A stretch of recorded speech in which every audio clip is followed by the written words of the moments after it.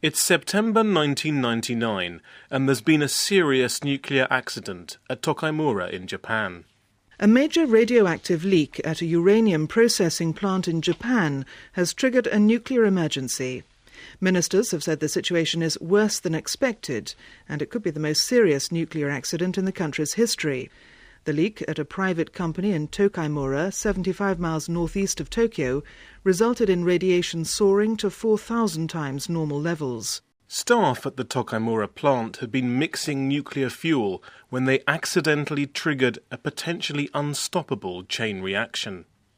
What they assume happened was that the workers in this particular facility put too much uranium into a bath of nitric acid, which is part of the conversion process. If they had put more than just a couple of kilos, then a reaction can take place, and it's a reaction which, once started, is very unpredictable. The authorities set up an exclusion area around the Tokaimura plant, and more than 300,000 people were told to stay in their homes.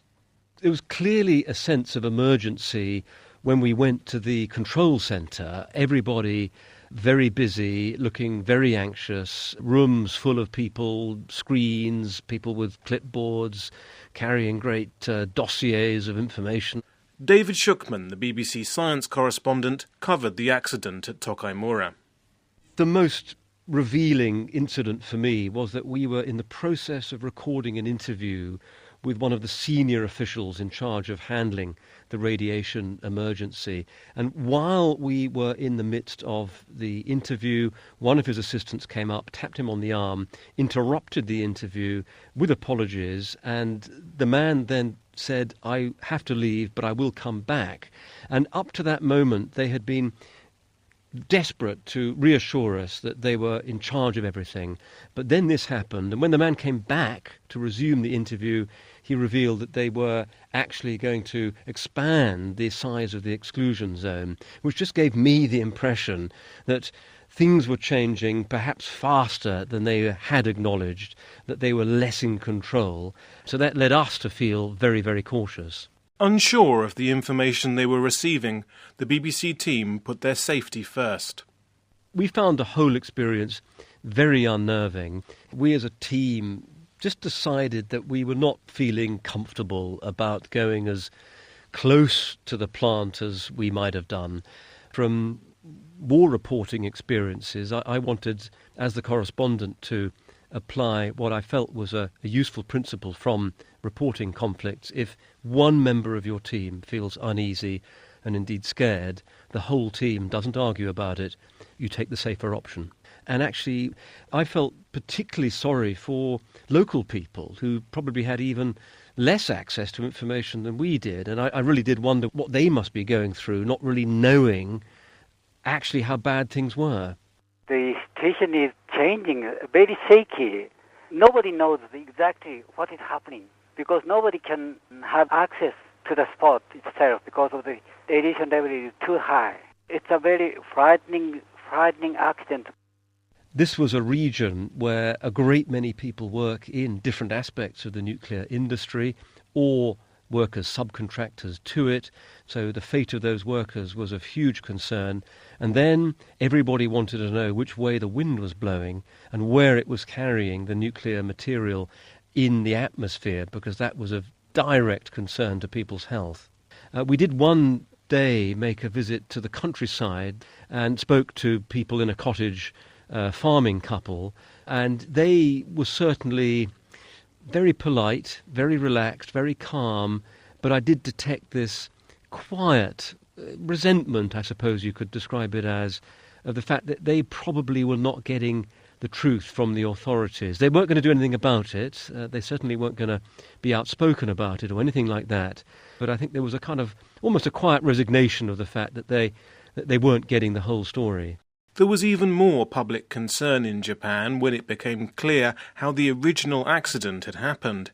It turned out that the 3 workers mixing the nuclear fuel were following a handwritten instruction manual, and only one of them had done the procedure before. If you're handling nuclear fuel, you've got to be absolutely critically careful of the quantities of fuel and how close they are to each other, what nuclear officials and experts often talk of as the geometry, how close are different fuel components to each other, because too close and you get a situation of criticality when the atoms start splitting, the process of fission. And these junior employees clearly took a series of shortcuts which meant that effectively they just dumped a load of stuff into a tank, with the result that material did turn critical. That didn't last for long, but long enough to produce a real scare. What it showed was that the company itself was prepared to make shortcuts, the workers were not properly trained, and they then took a further set of shortcuts on top of that, and the result was disaster. You've covered science and the environment for the BBC for decades now. Can you remember an example of a nuclear accident in which there had been such blatant human error? There was human error in the accident in Chernobyl, which compounded poor design and some engineering problems. But this Tokaimura incident seemed to be the ultimate illustration of how, even in a very highly regulated industry like the nuclear power industry, you can get staggering incompetence, you can get a staggering lack of oversight over poorly trained workers, you can get a series of mishaps, errors, accidents and ignorance that lead to a very serious situation. The situation at Tokaimura ended when, at great personal risk, workers managed to drain water from the fission tank and apply boric acid. The nuclear reaction stopped, but by then about 400 people had been exposed to radiation. It was the worst in a series of nuclear accidents in Japan at the time, but there were also other problems in the industry. Juliet Hindle, then the BBC's Tokyo correspondent, discovered that some of the unskilled jobs at nuclear plants were being done by very vulnerable people. Some companies that ran these plants would employ homeless people to come in and clean them up. And they were paid very basic wages, and they were given very basic protection from radiation, including badges which showed that it was time to leave the area because you had been exposed to enough radiation. We interviewed a homeless man who had worked in one of these plants, and he said that he wasn't even told how to use the radiation detector badge, certainly didn't understand what it meant, and it had changed colour a long time before he actually left the area. And he said he was one of many. He said these vans would drive around areas where homeless people hang out in Tokyo and offer people jobs. And these were desperate people who needed money, so they went without asking too many questions. But they were exposed to dangerous conditions.